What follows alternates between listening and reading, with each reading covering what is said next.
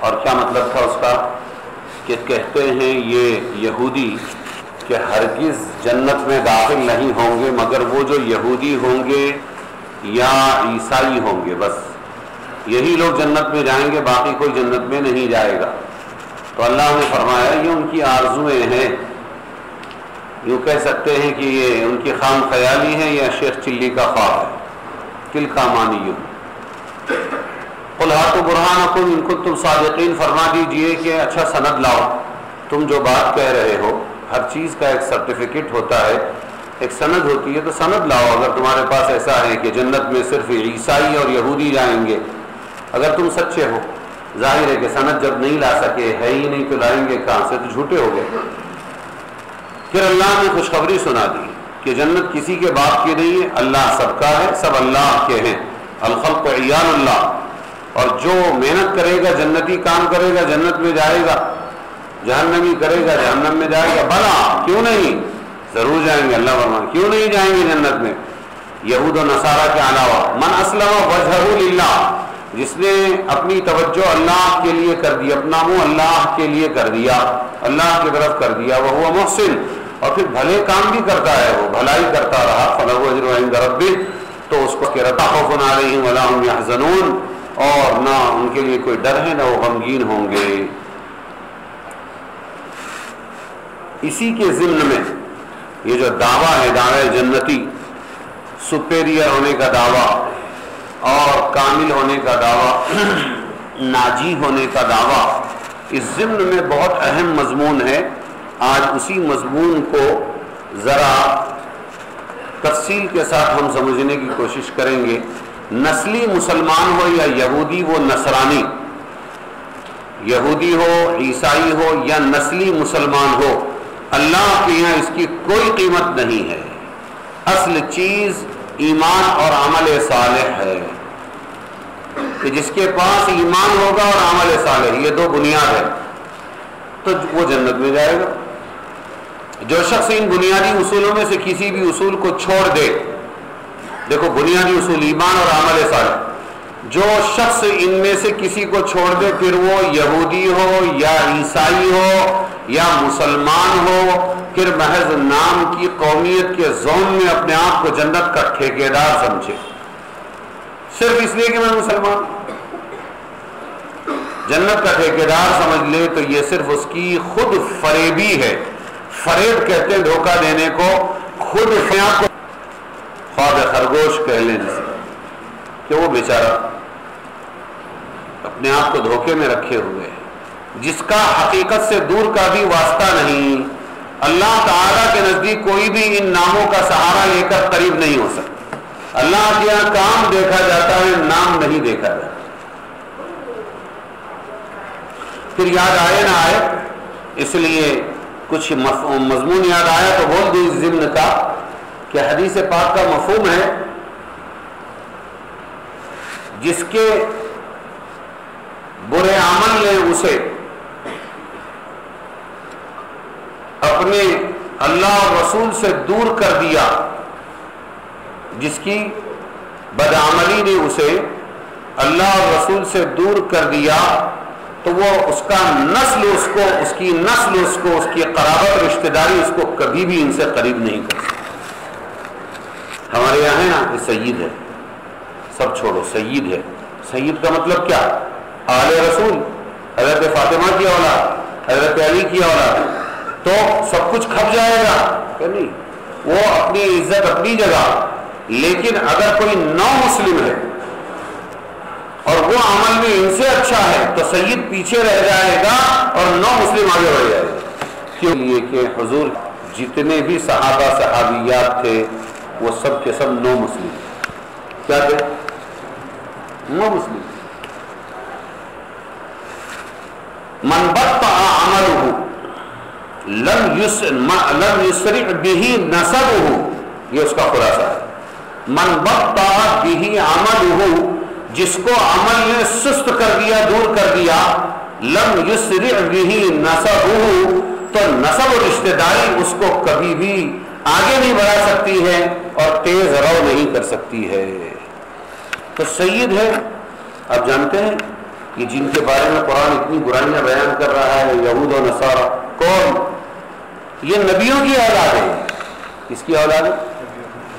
یہود، یہودا ان 12 بیٹوں میں سے ایک بیٹا ہے یہودا، جو حضرت یعقوب علیہ السلام کے 12 بیٹے تھے، یوسف کے سگے بھائی بنیامین، ایک ماں اور ایک باپ سے، اور باقی دوسرے دو کی اس طرح جوڑی تھی کئی بیویوں سے۔ یعقوب علیہ السلام یعنی اسرائیل علیہ السلام کو اللہ نے 12 بیٹے دیے، ان میں ایک یہودا تھا۔ تو یعقوب ابن اسحاق ابن ابراہیم کی اولاد ہے یہ یہود، یہ یہودی جو ہے ان میں اکثر ان کی اولاد ہے یہود کی، یعنی نبی کی اولاد ہے، جسے قبائل کے لوگ ہوں۔ ایسے ہی آج ہم مسلمان ہیں، ان کے دعوے کی اللہ نے تقلید کی، بنا کیوں نہیں؟ جو سچا مسلمان اچھا مسلمان ہوگا وہ جنت میں جائے گا۔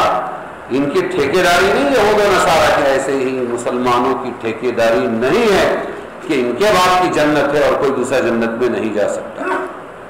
بغیر یعنی صرف نام کے مسلمان ہونے سے ہم جنت نہیں کما سکتے۔ اللہ تعالیٰ کے نزدیک کوئی بھی ان ناموں کا سہارا لے کر قریب نہیں ہو سکتا، نہ مقبول بن سکتا ہے جب تک اس میں ایمان و عمل صالح کی روح موجود نہ ہو۔ جسے اقبال نے کہا، بجھی عشق کی آگ اندھیر ہے، مسلمان نہیں راکھ کا ڈھیر ہے۔ مسلمان نہیں، بجھی عشق کی آگ، کس کا عشق؟ اللہ سے عشق، اپنے نبی سے عشق، اپنے دین سے عشق، اپنے نبی کی سنتوں سے عشق، اپنے اصلی دینی روح اور اسلام سے عشق، وہ بجھ گئی۔ بجھی عشق کی آگ اندھیر ہے، مسلمان نہیں راکھ کا ڈھیر ہے۔ پھر اصول ایمان تو ہر رسول اور ہر شریعت کے زمانے میں مشترک و یکساں ہے۔ جیسے بت پرستی اصولی ان کی صورتیں الگ ہوں لیکن قدر مشترک ان کا ایک ہی ہے، ایسے ہی توحید جو نبیوں کا راستہ تھا، نبیوں کی دعوت تھی، اسلام یہ اصولی اعتبار سے تمام 1,24,000 نبیوں اور رسولوں کا جو دین تھا وہ اصولی اعتبار سے ایک تھا، کچھ فرق اس میں ہوتا رہا، البتہ عمل صالح اور مقبول کی شکلیں کچھ بدلتی رہی، عمل بدلتا رہا۔ کسی کی یہاں نماز تھی، کسی کی یہاں صرف مناجات تھی، کسی کی یہاں صرف اللہ کے دھیان میں بیٹھنا تھا، کسی کی یہاں 2 وقت کی نماز تھی، ہمارے یہاں 5 وقت کی نماز ہے، کسی کی قربانی اس طرح تھی کہ وہ اپنا سارا مال جو ہے لے جائے اور لے جا کر ایک جگہ رکھ دے، وہ طے شدہ جگہ تھی، اور دیکھتا رہے اور آسمان سے آگ آئے اور اس کو اگر کھا لے اور بھسم کر دے تو یہ زکوٰۃ قبول ہو گئی اور زکوٰۃ صحیح تھی، اور اگر اس کو وہ چھوئے بغیر چلی گئی واپس تو سب کے سامنے یہ رسوائی تھی کہ اس کی زکوٰۃ میں کھوٹ ہے۔ تو وہاں زکوٰۃ کی ادائیگی کا یہ طریقہ تھا۔ ہمارے یہاں زکوٰۃ کی ادائیگی کا طریقہ اغنیاء مسلمین سے لو اور فقراء کو دو۔ تو عمل صالح کی شکلیں بدلتی رہی، اس بنیاد کو سمجھنا ہے، عمل صالح کی شکلیں بدلتی رہی نبیوں کے زمانے میں، ان کے دین میں۔ تورات کے زمانے میں عمل صالح وہ سمجھا گیا حضرت تورات کی تعلیم کے مطابق تھا۔ صحیح ہے؟ بات سمجھ میں آ رہی ہے آپ کے؟ مضمون آج کا چھوٹا ہے لیکن بہت توجہ طلب ہے، کیونکہ یہ زندگی کے کئی شعبوں میں فائدہ دینے والا اور بہت سے ذہنی خلجانوں کو دور کرنے والا ہے۔ کچھ لوگ بول دیتے ہیں، پوچھتے ہیں، کچھ لوگ سوچتے رہتے ہیں۔ اور تورات کی تعلیم کے وقت انجیل کے دور میں عیسیٰ علیہ السلام اور ان کی کتاب انجیل کے دور میں عمل صالح یقیناً وہی عمل تھا جو حضرت عیسیٰ علیہ السلام اور انجیل کی تعلیم کے مطابق تھا، اور اب قرآن کے زمانے میں وہی عمل صالح کہے جانے کا مستحق ہے جو نبی آخر الزمان حضرت محمد مصطفیٰ صلی اللہ علیہ وسلم کے فرمان اور ان کی لائی ہوئی اللہ کی کتاب قرآن مجید کے ہدایت کے مطابق ہوگا۔ تو 2 باتیں انہوں نے بنیادی طور پر بتائی تھی شروع میں، اس سے پہلے کی تفسیر میں نے وہ کہا تھا، ایک تو اصل مقصد کیا ہو، اللہ کی رضا عقیدے کے طور پر بھی اور عملی طور پر۔ دوسری بات، عمل وہی چلے گا جو اللہ چاہتے اور رسول نے بتایا۔ اب اس کی تشریح کہ اب کس کا عمل چلے گا؟ حضرت محمد مصطفیٰ صلی اللہ علیہ وسلم نے آ کر جو عمل بتلایا وہ چلے گا، اور جو قرآن و حدیث میں ہے وہ عمل چلے گا۔ خلاصہ کلام یہ ہے کہ یہود و نصارہ کے اس اختلاف کے بارے میں اللہ تعالیٰ نے آیا کہ دونوں حالت کی باتیں کر رہی ہیں، دونوں قومیں کیا باتیں کر رہی ہیں؟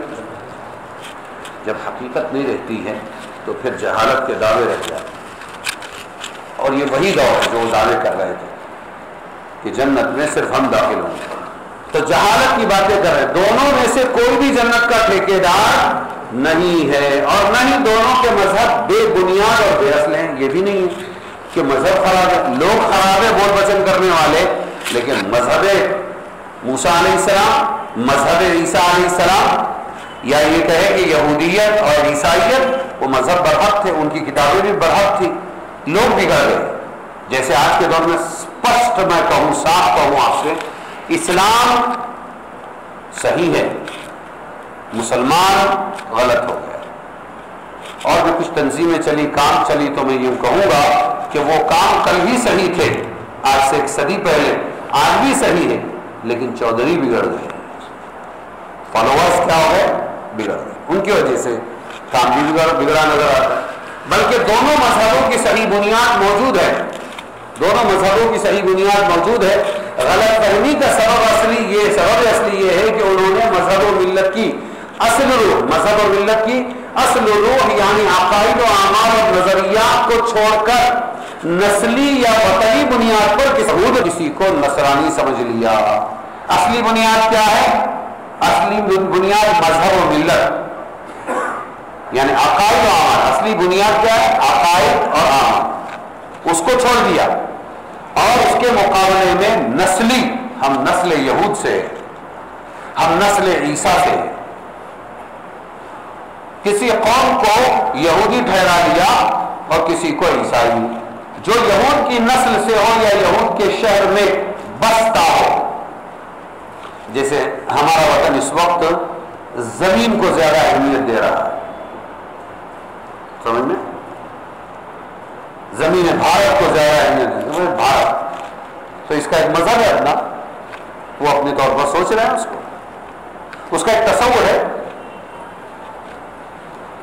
یا یہود کے، جو یہود کی نسل سے ہو یا یہود کے شہر میں بستا ہو، یا مردم شماری میں اپنے آپ کو یہودی بتاتا ہو، میں یہودی ہوں یہ بتاتا ہو، اس کو یہود سمجھ لیا گیا۔ اسی طرح نصرانیوں کی تشخیص و تعیین کی گئی، عیسائی کون؟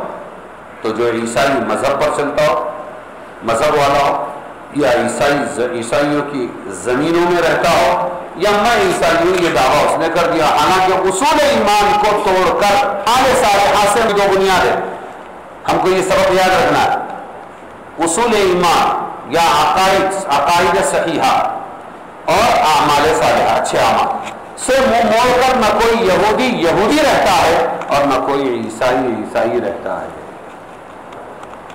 قرآن کریم میں اس اختلاف اور اس فیصلے کا ذکر مسلمانوں کو سنانے اور متنبہ کرنے کے لیے ہے۔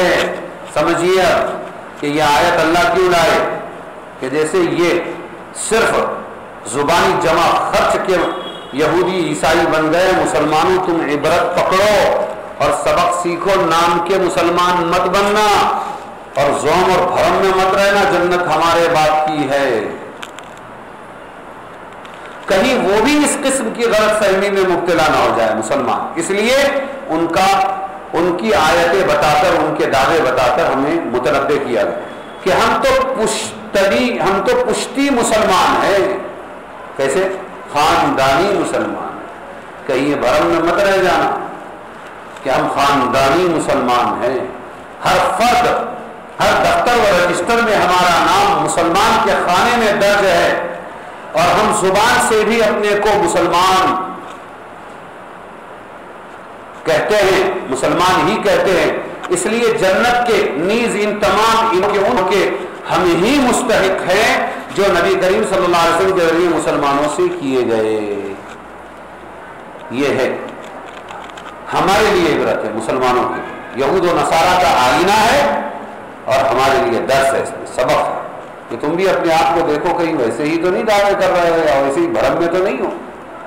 اس فیصلے سے ان پر واضح ہو جانا چاہیے کہ کوئی شخص نہ محض دعوے سے حقیقی مسلمان بنتا ہے، نہ کہیں مسلمان نام لکھے جانے سے، مسلمان ووٹنگ یادی میں مسلمان لکھے جانے سے یا مسلمانوں کی صلب سے پیدا ہونے سے، میں مسلمان باپ کا اور مسلمان ماں کا بیٹا ہوں اس لیے میں مسلمان نہیں تو پھر کون مسلمان، یہ صاف کہہ رہے ہیں۔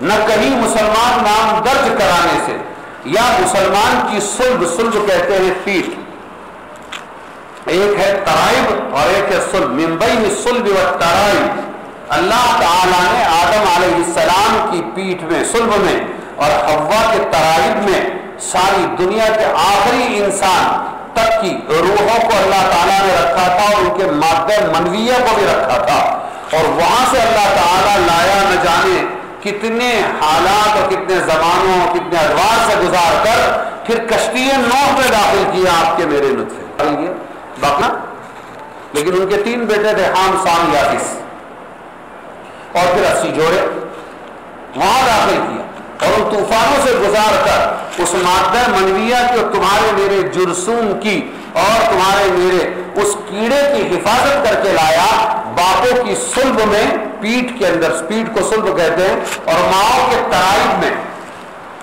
غالباً چھاتی کے نیچے کا حصہ ہے وہاں رہتا ہے ماں کے، وہ دونوں کیڑے جب ملتے ہیں تو ایک انسان اپنے ماں کے پیٹ میں پیدا ہونا شروع ہوتا ہے، جس کو علوق کہتے ہیں۔ کیسا کیسا کیسا پیارا ہے وہ اللہ، کتنا پیار کرتا ہے ہمارے سے، کتنے طوفانوں سے گزار کے لایا ہم کو بچ بچا کر،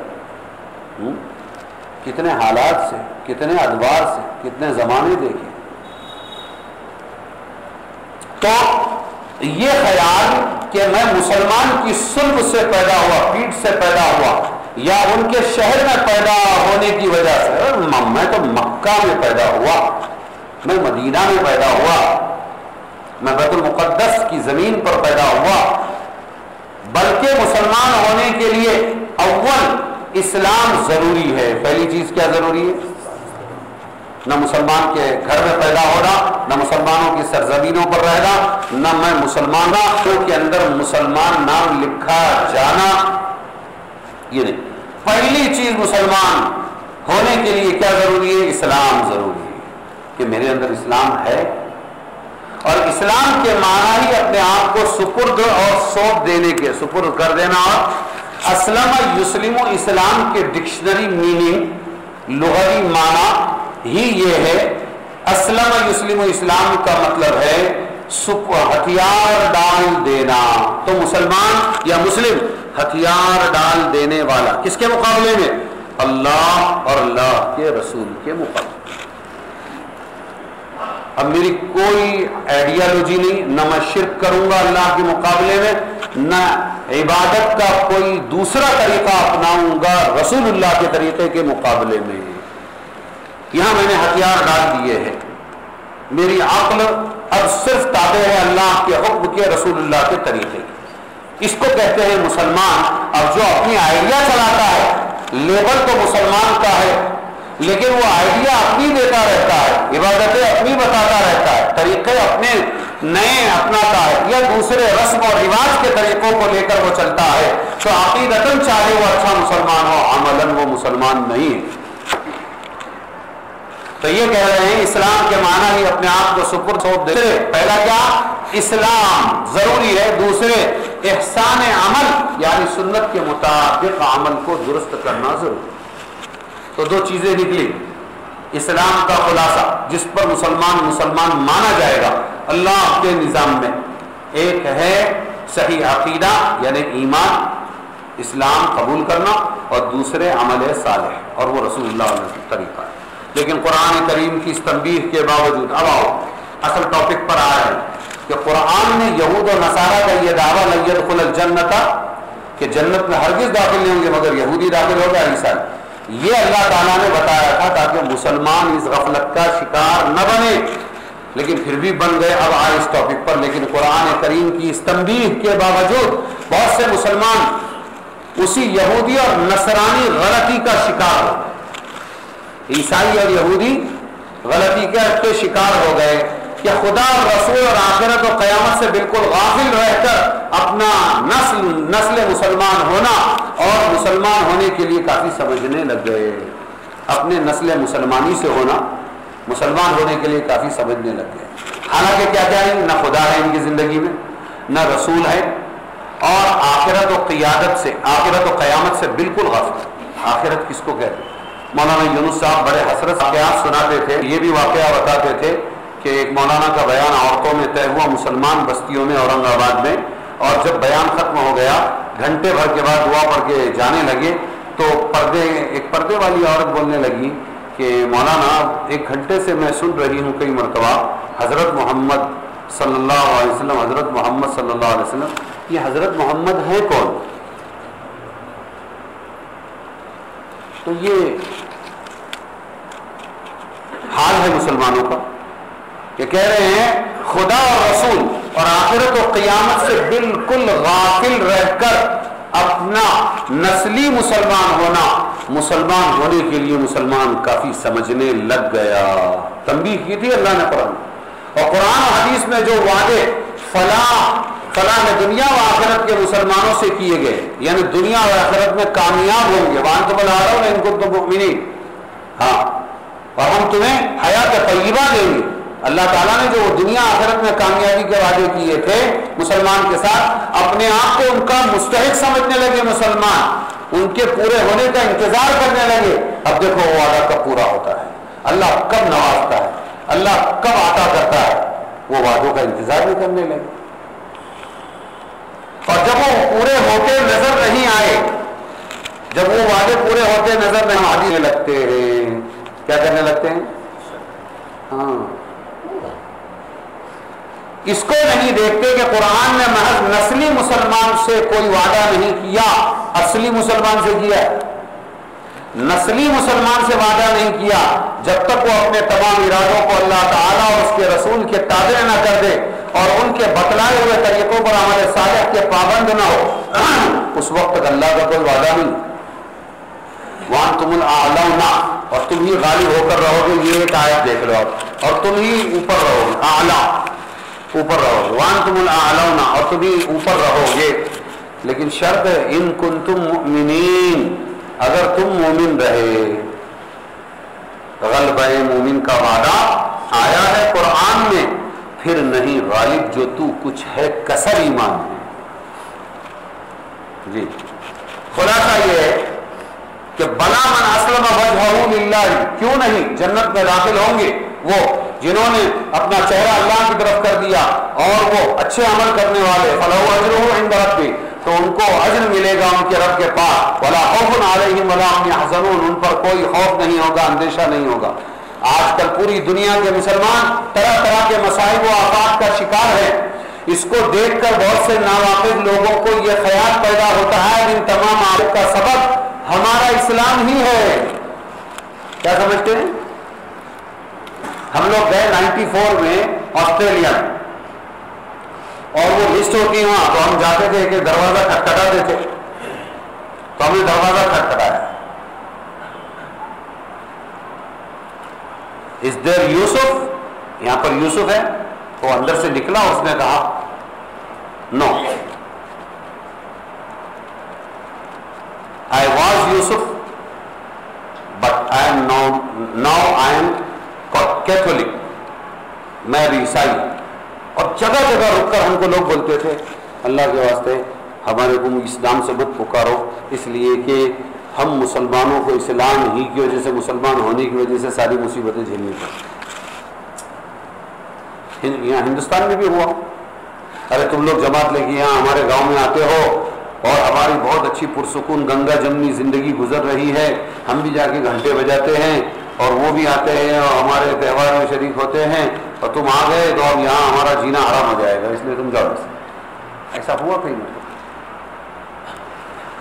تو مسلمان یہ سمجھنے لگا آج کل پوری دنیا میں طرح طرح کے مصائب آفات کا شکار ہے. اس کو دیکھ کر بہت سے ناواقف لوگوں کو یہ خیال پیدا ہوتا ہے شاید ان تمام آفتوں اور مصیبتوں کا سبب ہمارا اسلام ہے. لیکن مذکورہ تحریر سے واضح ہو گیا کہ اس کا اصلی سبب ہمارا اسلام نہیں بلکہ ہماری ذلت اور بربادی اور ناکامی کا اصلی سبب ترک اسلام ہے. کیا ہے؟ اسلام کو چھوڑ دینا. اٹھاؤ کہ ہم نے اسلام کا صرف نام باقی رکھا ہے، نہ اس کے عقائد ہمارے اندر ہے اسلام کے، نہ اخلاق ہمارے اندر ہے، نہ اعمال ہمارے اندر ہے. گویا وہی اقبال نے کہا وضع میں تم ہو نصارا، وضع میں یعنی تمہارے پہراوے میں، وضع میں تم ہو نصارا تو تمدن میں ہنود، رہن سہن کھانا پینا موت خوشی شادی بیاہ منگنی وغیرہ گھر بھرونی یہ وہ ساری چیزیں اللہ کے رسول کو دیکھ کے نہیں. جیسے سماج رواج ہندوانہ ہے، وضع میں تم ہو نصارا عیسائی تو تمدن میں ہنود، یہ مسلمان ہیں جنہیں دیکھ کے شرمائے یہود. ان کا وعدہ وفائی ہے، مسلمان وعدہ خلاف ہو گیا. پھر ہمیں کیا حق ہے کہ اسلام اور مسلم کے لیے کیے ہوئے وعدوں اور انعاموں کا ہم انتظار کریں؟ البتہ یہاں یہ سوال تھا کہ ہم نام تو اسلام کا لیتے ہیں. میں نے کہا تھا کچھ پوائنٹس آئیں گے، وہ کلیئر ہونا ضروری ہے کہ ہم کچھ بھی ہو نام تو اسلام کا لیتے ہیں. ہم اللہ تعالیٰ اور اس کے رسول صلی اللہ علیہ وسلم کے نام لیوا تو ہیں. جو کفار کھلے طور پر اللہ اور رسول کی مخالفت کرتے ہیں، اسلام کا نام لینا بھی پسند نہیں کرتے، وہ تو آج دنیا میں ہر طرح کی ترقی کر رہے ہیں، بڑی بڑی حکومتوں کے مالک بنے ہوئے ہیں. سیدھا بڑی بڑی حکومتوں کے مالک بنے ہوئے ہیں، دنیا کی صنعتیں اور تجارتوں کے ٹھیکیدار بنے ہوئے ہیں. اگر ہماری بدعملی کی ہمیں یہ سزا مل رہی ہے کہ ہم ہر جگہ پامال اور پریشان ہیں، تو کفار و فجار کو اس سے زیادہ سزا ملنی چاہیے تھی. لیکن اگر ذرا اور سے کام لیا جائے تو یہ شبہ خود بخود دور ہو جائے. سوال ہے کہ ٹھیک ہے ہم نام کے تو مسلمان ہیں، اس کا تو لحاظ رکھنا تھا. اس نے وہ تو کھلے دشمن ہے، اللہ کے مشرک ہے، کافر ہے، اور ان کو سروں کا تاج بنا کے رکھا ہے، ہر فیلڈ میں ان کو کامیاب کر رہا ہے اللہ تعالیٰ. تو اگر ایسا ہی ہے کہ نام پر کچھ نہیں ہوتا تو ہم کو اگر اس نے پیچھے رکھا تو ان کو اور پیچھے رکھتا. اس کا جواب بہت اچھا دیا. اول تو اس لیے کہ دوست اور دشمن کے ساتھ معاملہ یکساں نہیں ہوتا. وہ سو رہا ہے بچہ پیچھے، دیکھو اٹھاؤ اس کو. ہمارا مدرسے کا بچہ ہائٹ ہو کے بیٹھ، سیدھا ہو کے بیٹھ، اٹھاتے جا رہے دوسرے، بہت قربانی دے کر آتے ہیں، دوسرے تقاضے دباتے ہیں. بچے تو گھومر ہوتے ہیں، گھومتے رہتے ہیں، کوئی ادھر نکلا کوئی ادھر نکلا، لیکن آتے ہیں یہ کچھ علم ملے گا. تو سونا یہ غیر فطری چیز ہے، وہ برا نہیں ہے، اپنے اختیار میں نہیں. یہاں آنے کے بعد شیطان صلاح دیتا ہے. سوتے چھوڑ دینا البتہ بری چیز ہے. اس لیے دائیں بائیں والے خود اپنے بارے میں سوچ لیں کہ ہم کیا کر رہے ہیں. دوست دشمن کے ساتھ معاملہ یکساں نہیں ہوتا. دوست کو قدم قدم اور بات بات پر ٹوکا جاتا ہے. میں اس کو ذرا ہٹ کے اور ایک مثال سے بیان کرتا ہوں. اکثر ہمارا کام یہ ٹوکنا، زندگی ٹوکا ٹاکی میں گئی، استاذوں کے ساتھ بھی ٹوکا ٹاکی، بچوں کے ساتھ بھی ٹوکا ٹاکی، گھر میں بھی ٹوکا. میں نے کہا ہزاروں لاکھوں عورتیں گھومتی ہیں یہاں سے وہاں تک ہم جب آتے ہیں، لیکن بیٹی کا پلو اگر ذرا سا لڑک گیا، بیوی نے اگر تھوڑا سا پردے کا خیال نہیں کیا تو ہم اس کو ٹوکتے ہیں. تو برا لگتا ہے. تو یہ ٹوکنا اپنائیت کی دلیل ہے. اور باقی اتنے ساری کھلی گھوم رہی تھی، ان کو تو نہیں بولے. ان سے لینا دینا کیا ہے ہمارا؟ ان سے کیا لینا دینا ہمارا؟ تو وہ اپنے ہو، لہذا خیر خواہی اپنوں کی ہی زیادہ ہوتی ہے. تو دوست دشمن میں فرق ہوتا ہے. قدم قدم پر دوست کو بات بات پر ٹوکا جاتا ہے. اولاد اور شاگرد کو ذرا ذرا سی بات پر سزا دی جاتی ہے. لیکن دشمن کے ساتھ یہ سلوک نہیں ہوتا. اس کو ڈھیل دی جاتی ہے اور وقت آنے پر دفاتن پکڑ لیا جاتا ہے. اس کو ایک ہی مرتبہ پکڑا جاتا ہے. مسلمان جب تک ایمان و اسلام کا نام لیتا ہے اور اللہ کی عظمت و محبت کا دم بھرتا ہے، میں مسلمان ہوں یعنی اللہ والا ہے، رسول اللہ والا ہے، میں نے ہتھیار ڈال دیے، جب تک وہ یہ کرتا ہے وہ دوستوں کی فہرست میں داخل ہے. مسلمان اللہ کے دوستوں کی فہرست میں داخل ہے. اس کے برے اعمال کی سزا عموماً دنیا ہی میں دے دی جاتی ہے. اس کے برے اعمال کی سزا مسلمان کی عموماً دنیا ہی میں دے دی جاتی ہے تاکہ آخرت کا بار ہلکا ہو جائے، بخلاف کافر کے کہ اس پر باغیوں اور دشمنوں کا قانون جاری ہے. دنیا کی ہلکی سزاؤں سے ان کا بار عذاب ہلکا نہیں کیا جاتا، ان کو یکلخت عذاب میں پکڑا جائے گا.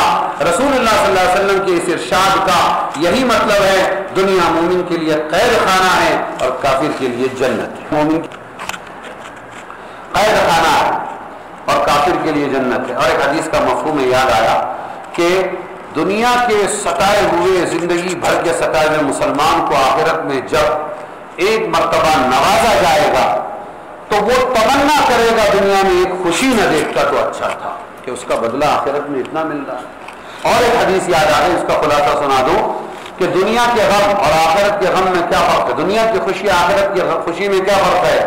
زندگی بھر جس نے کبھی کوئی غم نہیں دیکھا ایسے مسلمان کو لا کر جنت کے اندر جنت میں داخل کیا جائے گا، نہر میں اس کو غوطہ دیا جائے گا. جب وہ ڈوب کر نکلے گا اس میں سے تو کہیں گے بتا دنیا میں کتنے غم دیکھا. وہ کہے گا غم کسے کہتے ہیں مجھے نہیں معلوم. اور جس نے دنیا میں کبھی رنج و غم نہیں دیکھا، خوشیاں ہی خوشیاں دیکھی، اس کو اٹھا کر اس جہنم کے پانی میں غوطہ دیا جائے گا. اور جب ڈوب کر وہ نکلے گا اس سے پوچھیں گے کتنی خوشیاں دیکھی، وہ کہے گا خوشی کسے کہتے ہیں مجھے نہیں پتا. وہاں کی ایک پانی کی ڈبکی کا یہ حال ہے. تو کہہ رہے ہیں کہ جو دوست ہوتا ہے مسلمان اس کو دنیا ہی میں ہلکے پھلکے غم دیے جاتے ہیں اور دشمنوں کو ڈھیل دی جاتی ہے، وہاں پکڑ کریں گے. رسول اللہ صلی اللہ علیہ وسلم کے فرمان کا یہی مطلب ہے. دنیا قید خانے میں اگر بریانی بھی دی جائے تو وہ کچھ ٹیسٹ دے گی. وہ نرم گدوں پر قید خانہ تو قید خانہ. اور کافر کے لیے جنت ہے تو جنت میں تو نوازا جاتا ہے. یہ بہت کم ہے. یاد آیا مجھے 25واں پارہ اللہ تعالیٰ فرماتے ہیں کہ اگر مسلمانوں کے پھسلنے کا غم نہ ہوتا، ڈر نہ ہوتا، اندیشہ نہ ہوتا تو ہم ان کو ایسے گھر دیتے کہ جن کے دروازے اور چھتیں سونے کی ہوتی. کافروں کو کون سے گھر دیتے؟ قرآن ہوتا. ہاں کون سے گھر دیتے؟ سقفا من فضة ومعارج علیہا یظہرون. اللہ فرما رہے ہیں کہ یہ تو اس چھوٹی سی دنیا 60-70 سال کی دنیا میں وہاں تو کبھی نہ ختم ہونے والی، نکالو 2500 پارہ، کبھی نہ ختم ہونے والا عذاب ہے. موت ہی موت ہے، یعنی سزا ہی سزا ہے، موت بھی نہیں ہے. تو ان کو تو یہ ہم دنیا میں ایسی زندگی دیتے. سادہ قرآن لیتا تو میرے لیے اچھا ہوتا نا، مجھے ڈھونڈنے میں ایسا نہیں ہے. ترجمے والے میں مشکل ہے مجھے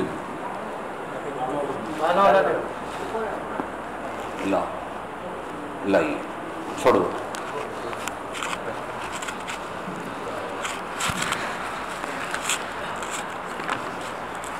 حامیم سجدہ زخرف کا مطلب کیا ہے؟ سجاوٹ. یہ اسی بنیاد پر ہے. یہ دیکھیے اللہ تعالیٰ فرماتے ہیں نحن قسمنا بینہم معیشتہم فی الحیاۃ. ہم نے دنیا کی زندگی میں تقسیم کر دی ہے. ورفعنا بعضهم فوق بعض درجات. اور ہم نے بعض کو دنیا کی زندگی اور اسباب معیشت میں بڑھا دیا ہے، بعض کو اوپر بعض کو نیچے. وہ مسلمان اور غیر مسلموں سب آ گئے. کیوں؟ لیتخذ بعضهم بعضا سخریا، تاکہ بعض کا مذاق اڑائے. غفلت میں مذاق اڑائے. ورحمت ربک خیر مما یجمعون. اور جو مال یہ جمع کر رہے ہیں تیرے رب کی رحمت ان سے بہت بڑھ کر ہے. ولولا ان یکون الناس امة واحدہ. اور اگر یہ پورے لوگ ایک امت نہ ہوتے، ساتھ میں رہنا، ساتھ میں بیٹھنا، روزانہ آمنا سامنا کرنا، اگر یہ ہندو مسلم یہ سب ایک امت نہ ہوتے، لجعلنا لمن یکفر بالرحمن. تو ہم رحمان کا کفر کرنے والے، رحمان کا انکار کرنے والوں کے لیے کیا کر دیتے؟ لبیوتہم سقفا من فضہ. ہم چاندی کی چھتیں بنا دیتے. ان کے گھر کیسے ہوتے تھے؟ ہم چاندی کی چھتیں بنا دیتے تھے. 60-70 سال چاندی کی چھتوں میں رہو. اور چاندی کے زینے بنا دیتے تھے. ان کے دادا بھی چاندی کے ہوتے تھے. علیہا یظہرون، وہ اس کے اوپر بہت ہی زیادہ دکھاتے ہوئے اور فخر کرتے ہوئے ظاہر ہوتے. وَلِبُيُوتِهِمْ أَبْوَابًا وَسُرُرًا عَلَيْهَا يَتَّكِئُونَ وَزُخْرُفًا، اور ہم ان کے گھروں کے جو دروازے ہیں وہ دروازے بھی، اور اسی طریقے پر سرورن علیہا، سرورن سریر سے سرور ہے کہ ان کے جو مسند ہوتے، ان کے پلنگ ہوتے، ان کے صوفے ہوتے، وہ بھی سب چاندی کے بنا دیتے جس پر یہ ٹیک لگائے بیٹھتے. وزخرفا، اور ہم اور سجاتے ان کو. وَإِن كُلُّ ذَلِكَ لَمَّا مَتَاعُ الْحَيَاةِ الدُّنْيَا، اور یہ تمام کے تمام صرف دنیا کا چند روزہ فائدہ اٹھانا ہے، برتنا ہے. وَالْآخِرَةُ عِنْدَ رَبِّكَ لِلْمُتَّقِينَ، اور آخرت تیرے رب کے نزدیک متقیوں کے لیے ہے، اللہ سے ڈرنے والوں کے لیے ہے. تو یہ کہہ رہے ہیں کہ دوسری اہم بات مسلمانوں کے تنزل اور پریشانیوں، کفار کی ترقی و آرام کی یہ ہے کہ اللہ تعالیٰ نے ہر عمل کا جداگانہ خاصہ رکھا ہے. بہت اہم نقطہ ہے، سمجھ لو، یہ علم ہے. اگر یہ سمجھ گئے تو بہت بڑی بیماری کا علاج ہو جائے گا. دوسری اہم بات مسلمانوں کے تنزل اور پریشانی، کفار کی ترقی کا یہ ہے، اہم بات یہ ہے کہ اللہ تعالیٰ نے ہر عمل کا جدا گانا خاصہ رکھا، ہر عمل کا ایک الگ اس ایفیکٹ رکھا ہے. خاصہ کا مطلب ہوا اس کی تاثیر رکھی ہے ہر ایک عمل کی. ایک عمل کرنے سے دوسرے عمل کے خواص حاصل نہیں ہو سکتے، ایک عمل کرنے سے دوسرے عمل کا بینیفٹ نہیں مل سکتا. اب دیکھو بتا رہے ہیں، مثلا تجارت کا خاصہ ہے مال میں زیادتی، تجارت کرو گے تو مال بڑھے گا. دوا کا خاصہ ہے بدن کی صحت، آپ دوا لو گے تو آپ تندرست رہو. اب اگر کوئی شخص تجارت میں تو دن رات لگا رہے، بیماری اور اس کے علاج کی طرف توجہ نہ دے، تو محض تجارت کے سبب وہ بیماری سے نجات نہیں پا سکتا. تجارت کرتا ہے تو تجارت کا بینیفٹ تو اس کو ملے گا، مال بڑھے گا، لیکن کھاتا برابر نہیں ہے اور دوا برابر نہیں لیتا ہے اور آرام برابر نہیں کرتا ہے تو بیمار ہونا شروع ہو جائے گا، اس کی دوا نہیں لیتا ہے. تو بولو وہ صحیح ہوگا، تندرست ہوگا؟ نہیں ہوگا. ایک عمل کرے گا تو اس عمل کا فائدہ تو اللہ دیں گے، لیکن دوسرا عمل چھوڑے گا تو اس کا سائیڈ ایفیکٹ بھی دیں گے. اسی طرح دوا دارو کا استعمال کر کے تجارت کا خاصہ یعنی مال کی زیادتی حاصل نہیں کر سکتا. ایک شخص برابر پابندی سے کھانا کھانا، صحت ٹیسٹ کرنا، یہ کام تو کرتا ہے لیکن تجارت نہیں کرتا ہے. اب برسوں دوا لینے کے بعد اور پرہیز کرنے کے بعد وہ کہتے ہیں میرا مال کیوں نہیں بڑھ رہا ہے، تو کیسے بڑھے گا؟ تجارت تو آپ کر نہیں رہے. کفار کی دنیاوی ترقی اور مال و دولت کی فراوانی ان کے کفر کا نتیجہ نہیں ہے. دیکھو آپ سن، اب پوائنٹ پر آئے. کفار جو تم کو مالدار نظر آتے، ساری دنیا میں سروں کا تاج بنے ہوئے، ساری بینکس ان کے پاس، مین کیپٹل، وہ لوہا ہو یا سونا ہو یا ہیرے ہو، جو بھی ہو سب ان کے پاس. اس کی وجہ یہ نہیں ہے کفار کی دنیاوی ترقی اور مال و دولت کی فراوانی ان کے کفر کا نتیجہ نہیں ہے کہ وہ کافر ہے اس لیے اللہ نے ان کو زیادہ دیا. یہ نہیں ہے. جیسے مسلمان کا افلاس، مسلمان کا غریب ہونا اور پریشان رہنا یہ اسلام کا نتیجہ نہیں ہے کہ یہ مسلمان اس لیے بیچارہ غریب ہے، یہ مسلمان اس لیے پریشان ہے، یہ نہیں ہے.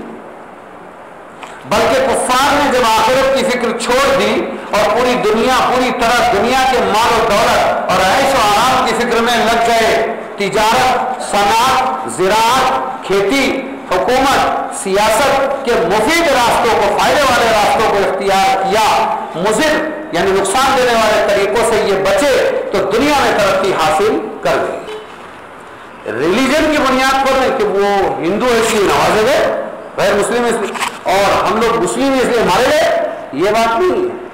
انہوں نے آخرت چھوڑی، یہ ایک نقصان ہے، ٹھیک ہے. اسلام چھوڑا، یہ ایک نقصان. لیکن دنیا میں دنیا کی تجارت کی ترقی کے جتنے راستے اختیار کرنے تھے انہوں نے اختیار کیے تو ترقی حاصل ہو گئی. اگر وہ بھی ہماری طرح صرف اپنے مذہب کا نام لے کر بیٹھ جاتے، صرف انتظار کرتے کہ اللہ آخر مدد بھیج رہا ہے، اگر صرف اپنے مذہب کا نام لے کر بیٹھ جاتے اور دنیاوی ترقی کے لیے اس اصول کے مطابق جد و جہد نہ کرتے، یعنی تجارتی کوششیں نہ کرتے، تو ان کا کفر ان کو مال و دولت یا حکومت کا مالک نہ بننے دے، ان کا مذہب ان کو یہاں تک نہیں پہنچا۔ جیسے ان کے مذہب نے ان کو ترقی نہیں دلائی، ہمارے اسلام نے ہم کو پیچھے نہیں رکھا۔ انہوں نے تجارت کی کوششیں کی دنیا کی، ہم نے تجارت کی کوششیں نہیں کی۔ پھر ہم یہ کیسے سمجھ لیں کہ ہمارا اسلام، اور وہ بھی صرف نام کا اسلام، ہماری ساری فتوحات اور مددوں کے دروازے کھول دے گا؟ یہ کیسے ہو سکتا ہے جب ان کے لیے ان کے مذہب کفر و شرک نے فتوحات کے دروازے نہیں کھولے؟ تو ہمارا جو نام کا اسلام ہم کو کیسے دنیا میں ترقی دلائے گا مالی اعتبار سے؟ ایمان اگر بالکل صحیح اصول پر، بہت پوائنٹ کی بات ہے، اسلام اور ایمان اگر بالکل صحیح اصول پر بھی ہو تو اس کا اصلی خاصہ اور نتیجہ نجات آخرت اور جنت کی دائمی راحت ہے۔ دنیا میں مال و دولت کی فراوانی یا عیش و آرام کی وسعت اس کے نتیجے میں حاصل ہونا ضروری نہیں ہے۔ اصلی اسلام بھی ہم میں آ گیا تو وہ آخرت میں تو نجات دلائے گا، یہ وعدہ ہے، لیکن پھر بھی ہم دنیا میں ترقی کریں گے ایسا ضروری نہیں ہے جب تک اس کے لیے اسی کے مناسب جد و جہد نہ کی جائے، اور وہ ہم نے چھوڑ دی ہے، دوسروں نے اپنا لیا۔ اور یہ بات تجربے سے ثابت ہے کہ جہاں کہیں اور جب کوئی مسلمان تجارت و صنعت، حکومت و سیاست کے اصول صحیحہ کو سیکھ کر ان پر عمل پیرا ہو جاتا ہے تو وہ بھی ان دنیاوی ثمرات اور نتائج سے محروم نہیں رہتا جو کسی کافر کو حاصل ہو رہے ہیں۔ آج بھی آج مسلمان کے پاس مال نہیں ہے؟ دنیا کا سب سے زیادہ مالدار کون ہے آج؟ ارے بولو نا، سب سے زیادہ۔ میں نے اس سے پہلے ہی بتایا، ایک مٹی کی قبر کے ساتھ میں جو سونے کی اینٹوں کے گودام بتائے، اور ہیرے جڑے ہوئے ہوائی جہاز اور پانی کے جہاز، اور بیت الخلا باپ اپنی گفٹ بنا ہوا، یہ مسلمان ہے، یہ عرب ہے، یہ کوئی غیر مسلم نہیں ہے۔ آج بھی تو جب کہ کسی مسلمان نے تجارت کے طریقے اپنائے ہیں صحیح اصولوں کے ساتھ میں، اللہ نے نوازا ہے۔ اس سے واضح ہوا کہ دنیا میں ہمارا غریب ہونا اور ہمارا محتاج رہنا اور مصائب و آفات، مصیبتیں اور آفتیں ہمارے اسلام کا نتیجہ نہیں، بلکہ ایک طرف اسلامی اخلاق و اعمال ہم نے چھوڑے اور دوسری طرف ان تمام کاموں سے منہ موڑ لیا، جس کا نتیجہ موڑنے کا نتیجہ ہے جن کے عمل میں لانے سے مال و دولت میں زیادتی ہوا کرتی ہے۔ افسوس ہے کہ ہمیں جب یورپ والوں کے ساتھ اختلاط کا موقع ملا، گئے مسلمانوں، ہمیں یورپ والوں کے ساتھ ملنے کا موقع ملا تو ہم نے ان سے صرف ان کا کفر اور آخرت سے غفلت، ان کا کفر اور آخرت سے بے پرواہی، غفلت اور بے حیائی، ننگاپن، بے حیائی اور بد اخلاقی تو سب سیکھ لی، لیکن ان کے وہ اعمال نہ سیکھے جن کی وجہ سے وہ دنیا میں کامیاب نظر آتے۔ مفتی تقی عثمانی مد ذلہ العالی تشریف لائے کہ بنگلور بھی علماء کا، دانشوروں کا ملا جلا مجمع تھا، اور 15-20 منٹ سے زیادہ بات نہیں کرتے۔ تو انہوں نے کہا عام طور پہ مسلمان کو ایک غلط فہمی ہو گئی ہے کہ دنیا میں ترقی کے لیے سب سے پہلے شرط ہے ایجوکیشن، اور 2 نمبر پر ننگا پن۔ یہ اتفاق ہے کہ جو قوم دنیا میں ترقی یافتہ ہے وہ ننگی ہے، ان کے بدن میں کپڑے کم، اتفاق ہے۔ اور دوسری بات یہ ہے کہ وہ کچھ دنیا کے پڑھے لکھے ہیں، لیکن ان کی ترقی کا بھی راز نہ ان کا ننگا پن ہے اور نہ ان کا ایجوکیشن ہے، بلکہ اقبال کا ایک شعر سنایا، مجھے یاد نہیں آ رہا ہے، فارسی کا شعر ہے کہ اقبال نے بھی اعتراف کیا تھا اور یوں کہا تھا کہ دنیا کی جو قوم بھی ترقی کر رہی ہے ان کی ترقی کا راز حضرت محمد مصطفیٰ صلی اللہ علیہ وسلم کے اصول ہیں، وہ سچے ہیں، وہ جھوٹے نہیں ہیں۔ اپنی تجارتوں میں وہ وعدہ وفا ہو گئے، گالی بن گئی. کئی عربستان سے آنے والے جو ہمارے کام کرنے والے انہوں نے کہا میرا پیمنٹ رکا ہوا تھا تو دیتا نہیں تھا. عیسائی دوسرا بھی عیسائی، میں بڑے آفیسر کے پاس گیا کہ میری اتنی پیمنٹ رکی ہوئی ہے یہ نہیں دے رہا ہے. اس نے اسی ایک چٹھی پر کچھ لکھا اور فوراً اس کو اپنے دوسرے ورکر کے ذریعے بھیج دیا. اس نے فوراً بلایا پیسے دے دیے. تو تعجب ہوا اتنے دن سے رکھ رہا ہے اور ایک معمولی سی پرچی پر اس نے کیوں دے دیا. تو بعد میں نے کسی طرح معلوم کیا تو پتہ چلا اس نے صرف اتنا لکھا تھا تو مسلمان کب سے بن گیا. کیا لکھا تھا؟ وعدہ خلاف. اس کا نبی وعدہ وفا لیکن مسلمان خود وعدہ خلاف. معلوم ہوا لا الہ الا اللہ محمد رسول اللہ لیبل تو ہے، دکان میں مال کچھ اور بھرا ہوا ہے.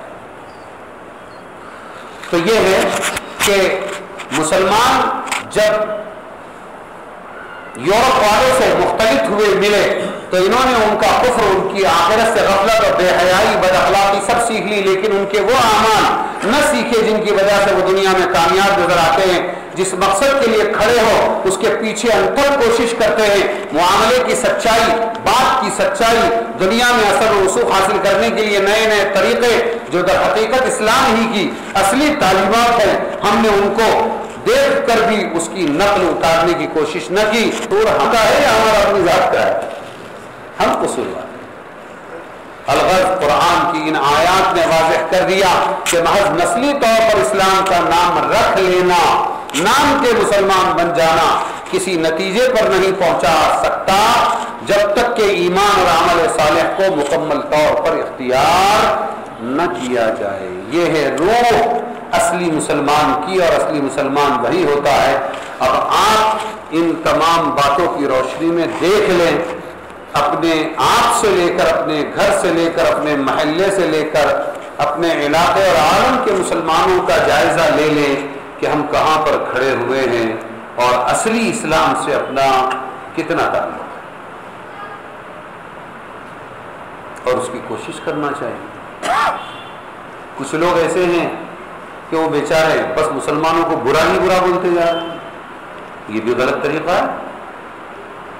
مسلمانوں کی خامیاں ہی گناتے جا رہے ہیں، واٹس ایپ بھرا ہوا ہے. یہ بھی غلط طریقہ ہے.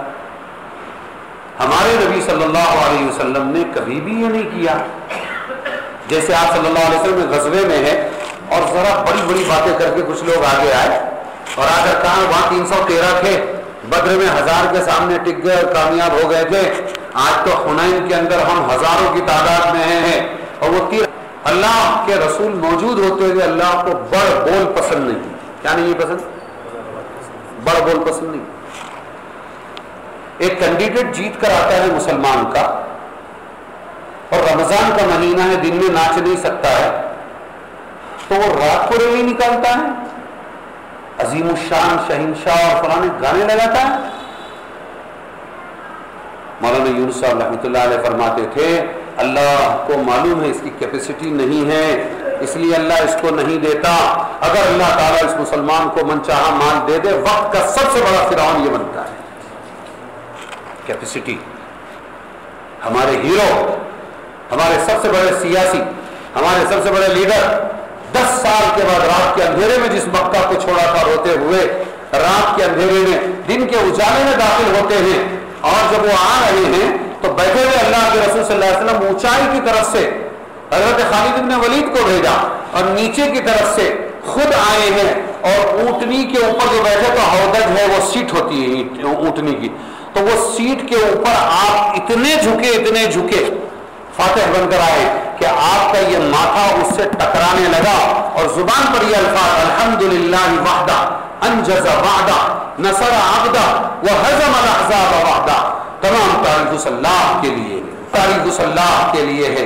انجز وحدہ وہ اکیلا ہے، انجز وعدہ اس نے وعدہ پورا کیا. انا فتحنا لک فتحا مبینا، ہم تمہیں کھلی فتح دیں گے، تم جاؤ صلح کر کے واپس چلے گئے، ذلتوں کے ماحول میں گئے. انجز وعدہ اس نے وعدہ پورا کیا. حزم الاحزاب وحدہ نصر عبدہ اپنے بندے کی مدد کی اس نے. وَهَزَمَ الْأَحْزَابَ وَحْدَهُ، اور اس نے وہ تمام گروہوں کے لیے کافی ہو گئے، یہودیوں کے لیے کافی ہو گیا، عیسائیوں کے لیے کافی ہو گیا، مشرکین کے لیے کافی ہو گیا، سب کو نمٹا دیا اور ایک قطرہ خون بہائے بغیر پورا مکہ دن کے اجالے میں حوالے کیا ہے۔ ہم ان کو دیکھیں، ایک کی زبان سے نکل گیا اس دن، جیسے آج کل بول سکتے ہیں نا کوئی کیا کرے، امت کنٹرول میں نہیں ہے، تو جو ہوتے ہیں فاتح ان کو امت کی بھی اصلاح کرنی چاہیے۔ آکے ابو سفیان نے فوراً کہا، جو نئے نئے مسلمان بنے تھے، انہوں نے کہا آپ تو کہہ رہے ہیں کہ اسلام امن کا گہوارہ ہے، یہ دیکھو کیا کہہ رہا ہے یہ جس کے ہاتھ میں جھنڈا ہے، الیوم یوم الملحمہ، ہاں آج تو خون بہانے کا دن ہے، گوشت کاٹنے کا دن ہے، جھنڈا لے کے مکہ جاتے ہوئے کہہ رہے، حضور صلی اللہ علیہ وسلم نے بلایا اور فرمایا لا الیوم یوم المرحمہ، آج تو رحمت لٹانے کا دن ہے۔ کائے کا دن ہے؟ الیوم یوم پٹھے ٹھوکنے کا دن نہیں، الیوم یوم المرحمہ، الیوم تکسل کعبہ، آج تو کعبہ کو غلاف پہنایا جائے گا۔ اب کیا کریں؟ تو ان کے ہاتھ سے جھنڈا لیا، لیکن جھنڈا ان کے ہاتھ سے لینا پھر ایک باغی کو پیدا کرنا تھا، تو حکمت تھی، تو فوراً ان کے بیٹے کو بلایا اور کہا بیٹا یہ جھنڈا تم سنبھالو، ابا کو ذرا ادھر سے دکھ ہوا ادھر سے سکھ ہوا جی۔ تو یہ اسلام وہ اسلام ہے، اللہ ٹھوکتا ہے بجاتا ہے، صحابہ کو ٹھوک بجا کے دیکھا پھر دیا، وہ اللہ جو رات کے اندھیرے میں محمد رسول اللہ کو جان بچا کر نکالتا ہے، اس دن عاجز نہیں ہے جب محمد روتے ہوئے جاتے ہیں، 10 سال کے بعد قادر نہیں بنتا ہے کہ دن کے اجالے میں فاتح مکہ بنو، وہ اس دن بھی قادر تھا، لیکن اللہ بھٹیوں سے گزارتا ہے، مجاہدوں کی بھٹیوں سے گزارتا ہے تاکہ انسان بن جائے۔ تو لوگوں نے سیاست کو ایک کھیل سمجھ رکھا ہے، ایک کمائی کا ذریعہ سمجھ رکھا ہے، حالانکہ سیاست سب سے بڑا دین ہے۔ کیا ہے؟ ارے بولو نا، سب سے بڑا دین ہے۔ کسی نے کہا مولانا کو سیاست سے کیا لینا دینا؟ میں نے کہا سیاست مولانا ہی کرتا۔ ابن عبداللہ القرشی ہمارے نبی، مولانا ابو بکر صدیق، مولانا عمر ابن خطاب، مولانا عثمان ابن عفان، مولانا علی ابن ابی طالب، یہ سب مولانا ہی تو ہے۔ اور کیا تھے یہ؟ آپ صلی اللہ علیہ وسلم اگر دینی پیشوا تھے، مفسر قرآن تھے، دین سکھانے والے تھے، تو اس زمانے میں بھی، تو حضور کے زمانے میں بھی 10 سال مدینہ کی میونسپلٹی چلی کہ نہیں چلی، اور مکہ میں بھی چلی، تو بتاؤ کون تھا وہاں کا ہمارا کارپوریٹر یا وہاں کا عمدہ یا خاصدار کون تھا؟ نام تو بتایا جائے۔ تاریخ میں حضور کے بال کا تذکرہ ہے، حضور کی چپل کا تذکرہ ہے، تو اس زمانے کے میر کا، اس زمانے کے حاکم کا تذکرہ نہیں ہوگا؟ ارے دوسرا آئے گا کیسے؟ خود اللہ کے رسول ہی وہاں کے حاکم تھے۔ ابو بکر اگر دینی پیشوا تھے، عمر دینی پیشوا تھے، تو ان کے زمانے کے نام بتاؤ مجھے، کون سیاسی تھا، کس نے مکہ مدینہ کی میونسپلٹی چلائی تھی؟ تو جواب آپ کو ملے گا خود یہی سیاسی تھے، یہی حکمران تھے، اسی لیے صحیح نظام چلا تھا۔ اور اقبال نے کہا جدا ہو دین سیاست سے تو رہ جاتی ہے چنگیزی، بھارت کی آج کی چنگیزی صرف اس لیے ہے کہ اس بے کنٹرول گاڑی کو دین کا بریک نہیں، دین کا بریک لگنا نہیں۔ بات چل رہی تھی کہ ہم اپنے اس کا جائزہ لیں وغیرہ وغیرہ اور کوشش کریں، اس پر سے بات آگے نکل گئی۔ تو اپنے اندر حلم پیدا کرنا، مسلمان بڑا حلیم تھا، حضرت علی مار رہے، اس کو اللہ کا دشمن ہے، اس نے تھوکا منہ پر، اس کو معلوم تھا تھوکا تو ہر گئے، ارے کیوں ہر گیا؟ کسی نے کہا پہلے صرف اللہ کے لیے مار رہا تھا، اس کا دشمن تھا، تھوک کر مجھے بھی شامل کر دیا، اب میرے نفس کو غصہ آیا، اگر اب میں اس کو مارتا تو مجھے ثواب نہ ملتا بلکہ عذاب ملتا۔ ہم اپنے عملوں کو گندا نہیں کرتے، بہت کچھ کرنا ہے۔ مسلمان بہت دور آ گیا اپنے دین سے، اپنے اسلام سے۔ پھر سے سبق پڑھنا ہے، سبق پڑھ پھر صداقت کا، عدالت کا، شجاعت کا لیا جائے گا تجھ سے کام، دنیا کی امامت۔ اللہ تبارک و تعالی ہمیں اپنے حقیقی اسلام کی طرف لوٹا دے، اور اللہ قرآن کی یہ جو اسپرٹ ہے یہ پورے مسلمانوں میں جگہ دے۔ وآخر دعوانا الحمدللہ۔